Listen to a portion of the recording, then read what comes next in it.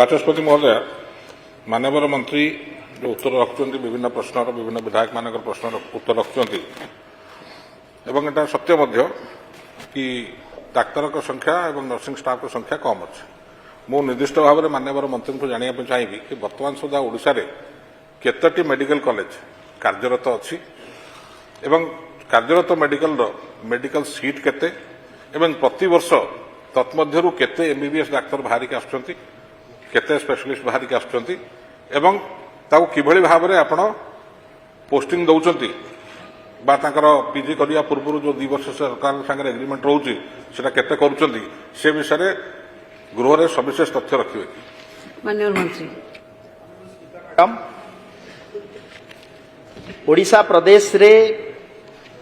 एबे आमे 16 गोटी गवर्नमेंट एमबीबीएस मेडिकल कॉलेज कार्यरत अच्छी से 1800 एमबीबीएस सीट अच्छी पीजी सीट अच्छी 615 एवं सुपर स्पेशलिटी सीट अच्छी 57। गत वर्ष आम सरकार नुआ सरकार आसला परे आगु एटा 1600 एमबीबीएस सीट थिला एबे 200 मेडिकल सीट फुलबाणी एवं तालचेर रो एड हेकरी 1800 मेडिकल कॉलेज रो सीट हेछि ता सहित प्राइवेट मेडिकल कॉलेज आमर अछि 6टा सेथिरे एमबीबीएस सीट अछि 1100 पीजी सीट अछि प्राइवेट मेडिकल कॉलेज रे 442 एवं ये जो सुपर स्पेशलिटी अच्छी प्राइवेट रे 64 एम्स रो medical college seat AIIMS Bhubaneswar रो 125 एमबीबीएस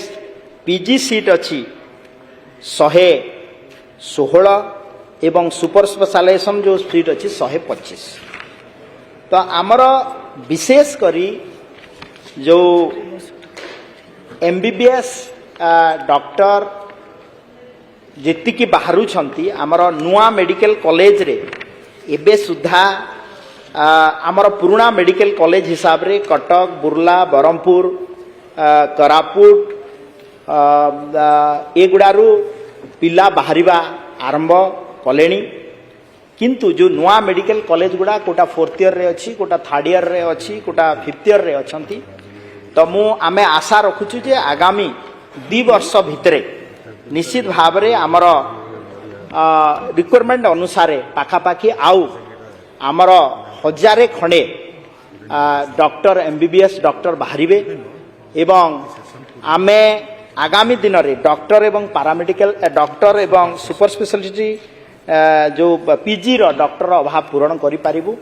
ता सहित आमे प्रश्नकाल समाप्त है। धन्यवाद।